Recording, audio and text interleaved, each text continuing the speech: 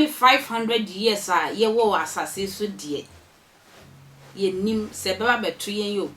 se jo Nyankopon ansane amefa ne ma amototoro bento amefa ne ma ankode a the next 500 years no ye papa Adom chedua se sa Yesu mfoni na motore ya no matoto na mo de abom den se Yesu wo bom ho ban no sa mfoni no wo be pepa ne nyina ahye no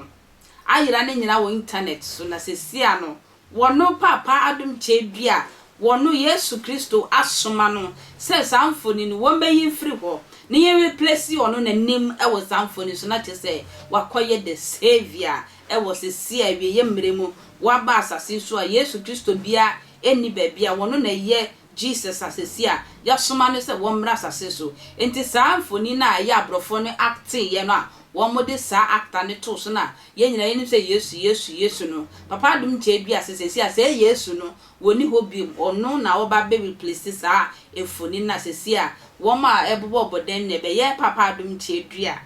nanim ena weso woni me ye papa Opambour so aya no wote kwanche sa no otie nsem ekoso e woni studio ho wo be sa chief so wote tete nsem bi ekoso ampa chief sa papa asem a woni say ye papa Adom chedua say the next 500 years no wono nanim na e ba be replace for Jesus e wo Ghana ha ne amanyi na wiase nyina wono na e ba be replace Jesus no papa say na sa ye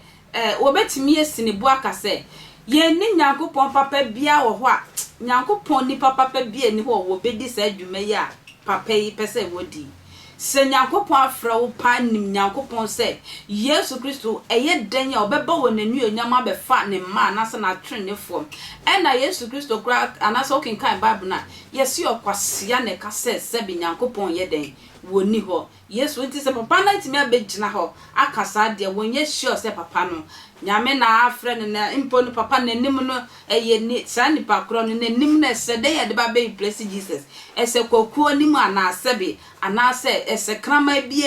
enim be nim dua no ka chief se on the scrabble sa enim na ye de ba be ye eye Jesus photo no enchre no na ya stress me sanso yi papa so de o kanu anka de ya hwe na no mi so de do so po ya soma bro de me ko papa so ye Opambour Opambour wono so na no yi a wo ma papa Adom chedua eye nanim na wo se oba be no Yesu Kristo ama wiase nyina no ma ye ntiembra sese no ade na koso wiase ade na koso e wo nyame ba Yesu no ade na koso ona me di fom pese wada wo ma me da se me hu ne sai enipa eni ya tra mo ne nton onipa ba mi ana onipa binum nipa binum ya onipa pacho eni sai no eye Yesu Kristo Nyankopon banam onipa enipa kasatia onyame abode no amana ko wie onyame bana nkasa so sana me hono onipa pacho na se kura de enipa pese omodi omo anim entina ho ema onyame ba no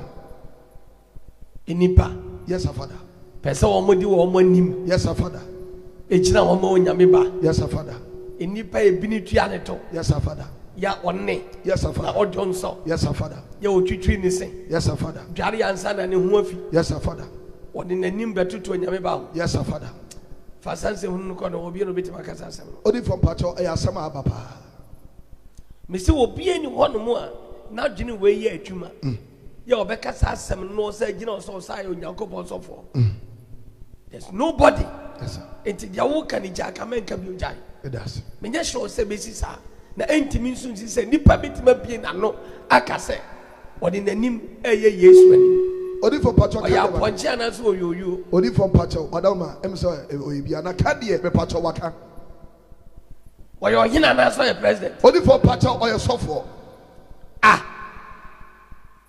oyo nyame sofo na sabon sam sofo odi for say o si kasa ne dem pacho oyo bon sam sofo be pacho wada woroma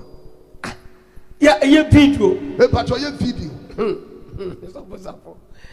mbo mutimu kansemo di from pacho ye mo ye tirim nka asam nkire na sim prophet da asem bia di from pacho oba me de betu anim no e ya asem am ya me de mani kocha we say ahu no ya when the cancer asem no mo dam odi from pacho osofo no frɛ ne ho sofo ejina so de ojina so de dem be pacho aka camera done so aba bontia pato ma hwe bi say o say dey odifo pato o say omasoma no say omasoma no pato o say yasoma na me mfa me ho eyin fo na asoma no odifo pato wada o ma eno o so kire mu mai say no ka na so dey odifo pato sa no ka eya sofo mu o sofo ma me pato gina sorry dem me pato say o mu asoma no say yasoma me e pato yasoma me pato wan yasoma no me pato wan yasoma no me pato wan yasoma no me pato wan eyin fo na asoma no odifo pato wada o ma no de so no na kire say enipa ne ka so ka say ya wa ejiro me nipa ba ko ya ahohom dodo yes sir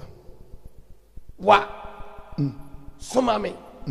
eya honhom ba ko singular yes sir ya plural yes entin sanate when I mean for pato ne kasa ye ni o say ya soma me say sa Yesu Kristo emfonyini a mo ade agibomo mo dem aye calendar sa Yesu no mfoni no sa no kan me pato say no kan enim ti abu kase pampato sa Yesu odi for pato sa no kan eh ede ba sem na ba wiase sa na pato so for ne kan asori dem a camera dan so a before eye video on my phone so sisi a pato sa odi for asem kase pa sa dey odi for me your video kwa na me buofu so for ne ho fa na odi for nanim pato se chimpazi hu enyi akata nanim sere no a na dua so na ote kokko na odi for pato je ne pa kokko oye bibini pa tuntum pa enyi e woni nanim no sa adu che no a oni abawa ne tuntum odi for pato abaye tuntum che oye kokko cha ba me pato ai ene sebro ni jato Ghana man ewiase wa wo he bia Awurade Israel Jesus eni pe mobo Jesus Christ and what said I odi for pato o say ya suma ne say sa Yesu Kristo mfo nyina mo beto ye no mo dia ye calendar ebo mo dem mo dia ye pictures abobo mo kan mu mo dia aye sebe mfonyini a ebo mo nyuma mu no ya suma ne say o meyi sa Yesu Kristo mfo nyini mfiri ho na onfo onu nanim emesaw every messing for kasa asoma eni Awurade Nyankopon to me babra ene kasa sa I don't want to hear this nonsense. What's what said I odi for pato o say ya suma no sa Yesu Kristo mfo nyini no a mo baba kaseti ya Yesu a na wa kaseti ya Kristo fo nyina me pato no kore and we have to face the consequences. I am telling you. Mo bi nyimi ni ho ye ni apre ni ye nyamdwuma obi ni wonu masema wo ka obeka different pato se sa Yesu no me pato sa no kan mo beto no mo beto no on the one meto so o meto bi